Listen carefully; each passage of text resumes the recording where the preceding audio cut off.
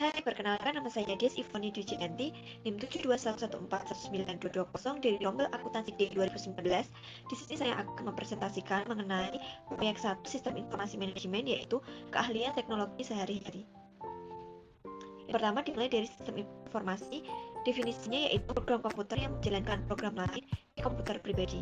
Program ini menjalankan peralatan seperti hard drive dan mouse. Program ini memiliki utilitas, yaitu program kecil yang mampu menduplikasi file, menginstal peranti lunak aplikasi baru, mengatur tampilan desktop komputer, dan lain-lain.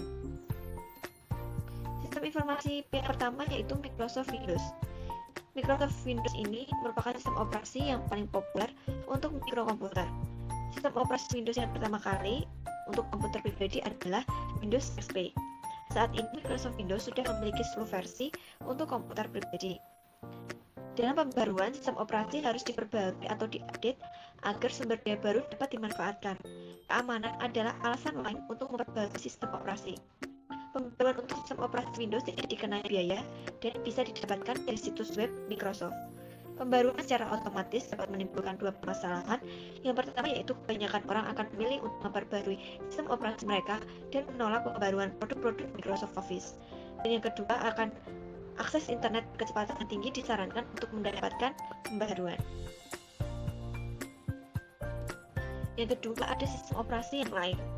Komputer mikro standar seperti Lenovo, Dell, Gateway, dan lain-lain menggunakan sistem operasi Unix. Unix adalah sebuah sistem open source yang artinya sistem tersebut bebas untuk diduplikasi, digunakan, dan diperbaiki oleh siapa saja. Apple Computer membuat Mac OS 10 yang mirip dengan Unix.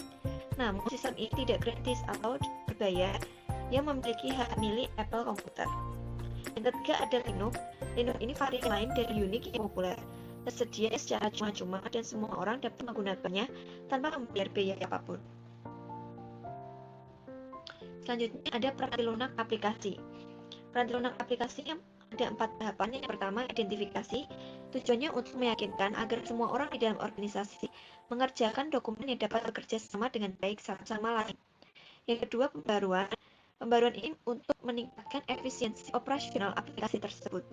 Selain itu dapat juga memecahkan masalah-masalah keamanan. Yang ketiga yaitu melacak perubahan. Tujuannya untuk mengetahui anggota tim mana yang membuat perubahan dan pada waktu kapan tim itu melakukan perubahan. Yang terakhir adalah pelindungan kata sandi. Tujuannya ini adalah untuk menghindari data yang dicuri oleh hacker. Selanjutnya ada virus dan spyware. Spyware tidak bersifat berbahaya karena tidak dikirimkan ke komputer untuk menghentikan kerjanya atau untuk mencuri informasi yang sensitif. Sedangkan virus dibuat untuk menghancurkan atau mencuri informasi pada komputer pribadi dan menyebabkan komputer tersebut menjadi tidak berguna. Nah, yang pertama ada ancaman dan hoax. Phishing digunakan untuk menggambarkan email yang meminta informasi yang sensitif dengan cara menyamar sebagai permintaan yang sah dari suatu organisasi. Jangan pernah mengirimkan informasi sensitif misalnya seperti kata sandi, nomor rekening, nomor kartu kredit, dan informasi lain melalui email. Yang kedua adalah proteksi. Proteksi ini terbagi menjadi dua, yaitu ada komersial dan gratis. Komersial itu berarti berbayar atau dibeli terbatas dengan membayar biaya tahunan dan pembaruan dalam jangka waktu tersebut. Contohnya adalah Norton dan McAfee. Yang kedua ada gratis, itu didapatkan secara cuma-cuma tidak berbayar. Contohnya Grisol, Spybot, dan Hardware.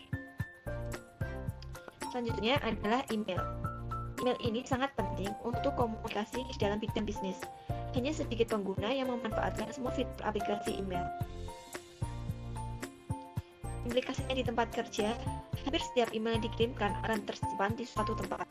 Email ini melewati banyak server pada perjalanannya dari pengirim ke penerima, dan sebagian besar dari server ini dibuat cadangannya berulang kali sehingga menyimpan catatan komunikasi email yang panjang. Etika email di tempat kerja. Pesan-pesan email dapat bertahan dalam waktu yang lama dan dikirimkan kepada orang lain. Penting untuk berkomunikasi dengan jelas dan sopan dalam email. Jangan mengirimkan email yang terlalu panjang, tapi buatlah sebuah dokumen dan lampirkan dokumen tersebut dengan email. Yang selanjutnya ada akun email pribadi. Email pribadi sebaiknya dikirimkan melalui komputer pribadi, bukan komputer perusahaan tempat Anda bekerja, karena setiap organisasi memiliki hak untuk mengawasi bagaimana sumber daya digunakan melalui penggunaan komputer di tempat kerja yang digunakan untuk mengirimkan email pribadi. Nah, proyek yang kedua adalah proyek web atau HTML menggunakan Microsoft Frontpage. Apa sih itu Microsoft Frontpage? Microsoft Frontpage adalah sebuah program yang digunakan untuk membuat, mendesain, dan mengedit halaman web. Dengan Frontpage, kita dapat melihat secara langsung apa yang akan tampil di web browser sewaktu kita mengedit halaman web di Frontpage. Dikarenakan Frontpage ini adalah sebuah aplikasi yang berprinsip what you see is what you get, atau apa yang kamu lihat adalah apa yang kamu dapatkan. Aplikasi Frontpage ini dikeluarkan oleh perusahaan software terbesar di dunia, yaitu Microsoft. Nah, di dalam buku Sistem Informasi Manajemen karya MacLeod, dalam proyek 2 ini dijelaskan tahapan-tahapan dalam pembuatan dokumen Frontpage. Tahapan-tahapannya tersebut yang pertama yaitu klik start pada layar monitor, seperti yang tertera pada gambar. Kemudian klik all programs, pilih Microsoft Office, kemudian pilih Microsoft Office Frontpage tahun 2013. Kemudian setelah dibuka akan tampil halaman utama atau tampilan utama Microsoft Office Frontpage tahun 2013 seperti gambar berikut. Selanjutnya kita ketik Universitas Pisa seperti yang tertera pada buku Sistem Informasi Manajemen karya MacLeod dengan font 5 atau 18 pt dengan format paragraph center. Selanjutnya ketik location, enter pilih, kemudian enter pilih menu bullets, kemudian ketik komuter parking lot, recreation center, kemudian 101 North Main Street. Yang selanjutnya kemudian pilih menu tabel, lalu klik insert dan muncul tabel. Setelah itu isi kolom row 4 dan kolom 4, lalu klik OK. Nah, maka tampilannya akan seperti ini pada layar monitor kalian. Kemudian, tabel-tabel tersebut diisi sesuai perintah yang ada di dalam buku. Seperti topping, ada saus, vegetarian, semuanya data-datanya dimasukkan di dalam tabel ini. Selanjutnya, pilih menu insert, picture, kemudian clip art, dan pilih gambar yang Anda punya sesuai dengan tema, kemudian klik enter. Ini adalah cara untuk menambahkan gambar. Nah, maka tampilan pada layar monitor adalah seperti berikut dengan gambar yang telah kalian tambahkan. Kemudian kita ketik enter dan ketik why order from us. Setelah itu kita ketik enter lagi, kemudian pilih klik numbering dan kemudian ketik it is the best pizza you ever taste dan our price are great, dan yang terakhir adalah fast delivery. Jadi diberi nomor 1, 2, 3 seperti ini, seperti pada Microsoft Word. Selanjutnya ketik enter, kemudian pilih menu insert untuk menambahkan hyperlink.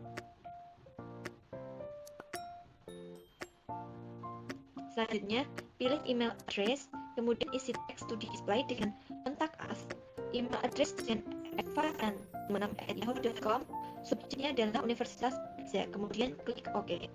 Seperti pada gambar yang tertera. Selanjutnya, tempatkan kursor pada depan huruf O pada kata Universitas Pisa, kemudian pilih menu insert dan bookmark.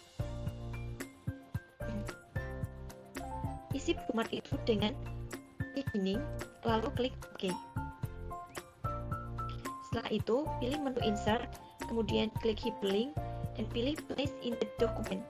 Isi teks display dengan link to my school, kemudian klik OK. Selanjutnya pilih menu insert, kemudian hyperlink, pilih existing file or web page, dan isi teks to display dengan link to my school, kemudian klik OK.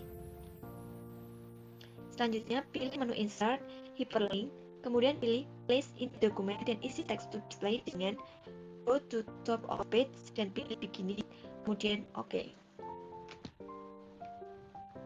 Selanjutnya klik preview untuk melihat halaman yang telah selesai. Ini untuk melihat kembali yang telah kita buat. Nah, jadi itulah tahapan dalam pembuatan dokumen dalam Frontpage.